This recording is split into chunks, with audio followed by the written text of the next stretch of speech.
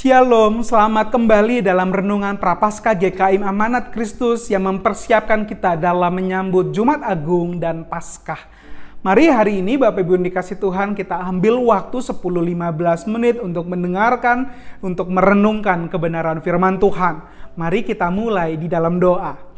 Tuhan Yesus, kami mengucap syukur di hari ini Tuhan izinkan kami kembali bersekutu. Kira sekali lagi setiap firman Tuhan yang akan kami dengar, setiap firman Tuhan yang akan kami bawa, menguatkan dan meneguhkan kami, bahkan membawa kami semakin serupa dengan Tuhan.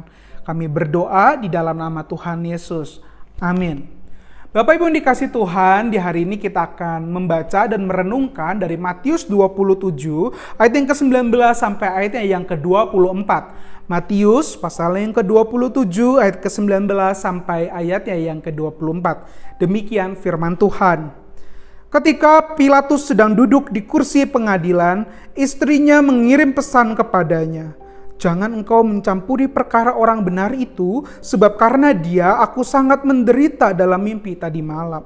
Tetapi oleh hasutan imam-imam kepala dan tua-tua, orang banyak bertekad untuk meminta supaya Barabas dibebaskan dan Yesus dihukum mati. Wali negeri menjawab dan berkata kepada mereka, "Siapa di antara kedua orang itu yang kamu kehendaki ku bebaskan bagimu?" Kata mereka, "Barabas." Ketika Pilatus kepada mereka, "Jika begitu apakah yang harus kuperbuat dengan Yesus yang disebut Kristus?" Mereka semua berseru, "Ia harus disalibkan." Katanya, "Tetapi kejahatan apakah yang telah dilakukannya?" Namun mereka makin keras berteriak, "Ia harus disalibkan."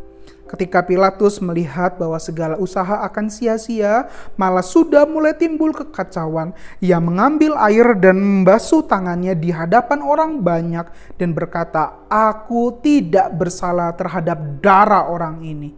Itu urusan kamu sendiri." Bapak Ibu dikasih Tuhan, adegan Pilatus mencuci tangan di depan banyak orang jadi gambaran keengganan untuk terlibat di dalam masalah. Ironinya, Pilatus yang tahu dan telah mendengar peringatan istrinya bahwa Yesus itu tidak bersalah atas tuduhan padanya, tidak menunjukkan kegigihan untuk membela yang benar, malah memilih mengambil rasa aman dengan mencuci tangannya. Sebuah bukti bahwa ia tak terlibat, tak peduli dengan kesalahan yang akan dibuat oleh orang-orang lain. Ironi bukan? Pilatus cuci tangan, tetapi Yesus turun tangan. Pilatus cuci tangan, tetapi Yesus turun tangan. Ia turun tangan dengan menggantikan dosa, menggantikan kesalahan, bahkan rela jadi tebusan agar mereka yang percaya kepadanya sekarang diselamatkan, memperoleh jaminan bahwa ia beserta dalam kehidupan orang-orang yang mengasihinya. Oleh yang kita sembah bukan Allah yang cuci tangan, tak peduli dalam pergumulan, malah ia turun tangan terlibat dalam menyelesaikan setiap pergumulan, bahkan menanggung kesalahan agar kita dapat menikmati sukacita yang berasal darinya. Maka di hari ini renungkan sekali lagi, adakah kita juga sama seperti Pilatus yang cuci tangan kala ada orang yang melakukan dosa?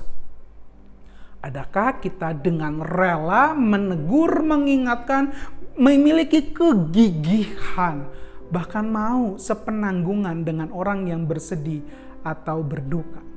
Yang ketiga, adakah kita mau terus menyatakan kebenaran bagi lingkungan, bagi kerabat, bagi orang-orang di sekitar saya, bahwa ada Allah yang kudus itu turun tangan di dalam kehidupan melalui saya? Mari melalui renungan ini, renungkan sekali lagi pertanyaan-pertanyaan berikut.